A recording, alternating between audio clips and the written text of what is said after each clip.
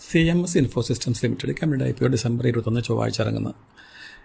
ഇത് ഈ വർഷം ലിസ്റ്റ് ചെയ്യാൻ പോകുന്ന അവസാനത്തെ IPO ഇതാണ്. ഡിസംബർ 31 ഈ കമ്പനിയുടെ ലിസ്റ്റിംഗ്. ഇതൊരു ക്യാഷ് മാനേജ്മെൻറ്റ് കമ്പനിയാണ്. എന്താണ് ക്യാഷ് മാനേജ്മെൻറ്റ്?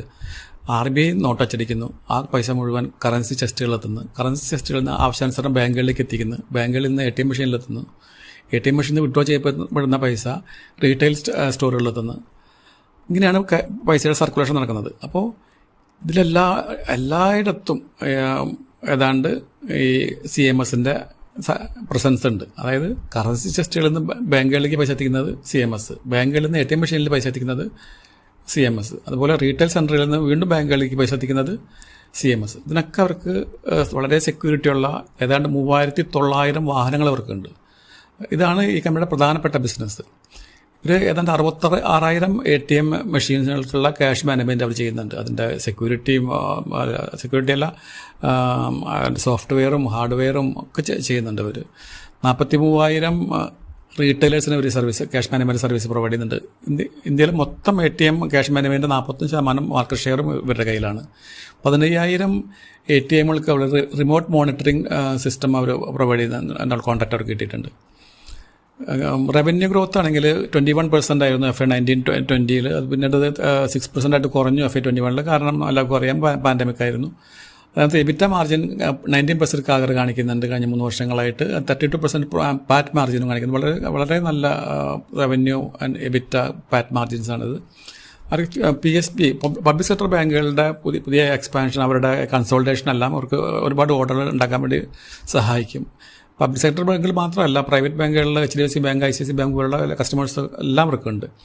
പിന്നെ ഇത്തരമൊരു സംവിധാനം, ക്യാഷ് ഒരു ലാർജ് സ്കെയിലായിട്ടുള്ള ക്യാഷ് ഹാൻഡിൽ ചെയ്യുന്ന ഒരു സംവിധാനത്തിന് പ്രത്യേകിച്ചും ബാങ്കുകളായിട്ട് ബന്ധപ്പെട്ടുള്ളതുകൊണ്ട് RBIയുടെ ഗൈഡ് ലൈൻസ് ഉണ്ട്.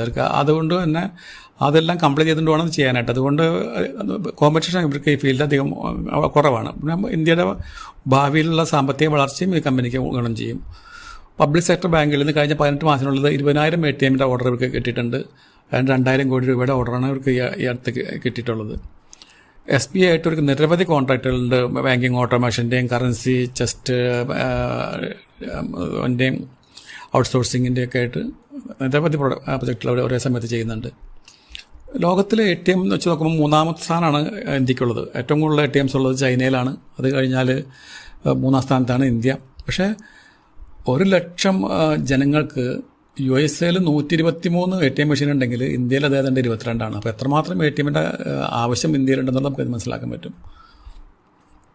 അതുപോലെ സ്റ്റേറ്റ് വൈസ് നോക്കുകയാണെങ്കിൽ ഡൽഹിയിലും തമിഴ്നാട്ടിലൊക്കെ 35-41 ATM ഒക്കെ 100,000 ജനങ്ങൾക്കുണ്ടെങ്കിൽ അത് ബീഹാറിലെത്തുമ്പോൾ വെറും 7ആണ്. UP 10 ഉള്ളൂ. അപ്പോൾ അത്തരം സ്റ്റേറ്റുകൾ ഇപ്പോൾ വികസിച്ചുകൊണ്ടിരിക്കുമ്പോൾ അവിടെയൊക്കെ ATM റിക്വയർമെൻറ്റ് വർദ്ധിക്കും. അപ്പോൾ ഇവർക്ക് കമ്പനിക്ക് ബിസിനസ്സിന് വർദ്ധിക്കാൻ ചാൻസ് ഉണ്ട്.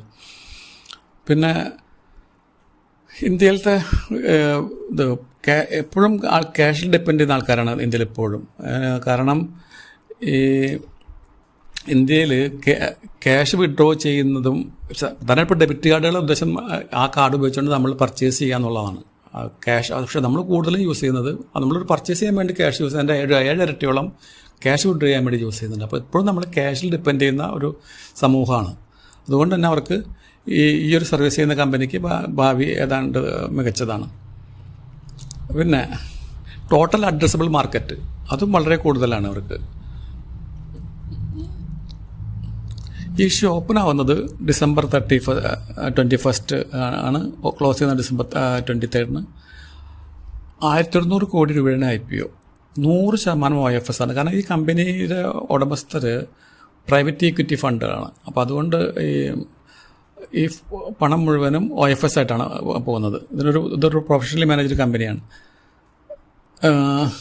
550 കോടി QABക്കും 165 കോടി ഇവർക്കും നോൺ ഇൻസ്റ്റിറ്റ്യൂഷണൽ ബയേഴ്സിനും 385 കോടി റീറ്റെയിൽ ഇൻവെസ്റ്റേഴ്സിനാണ് റിസർവ് ചെയ്തിട്ടുള്ളത്.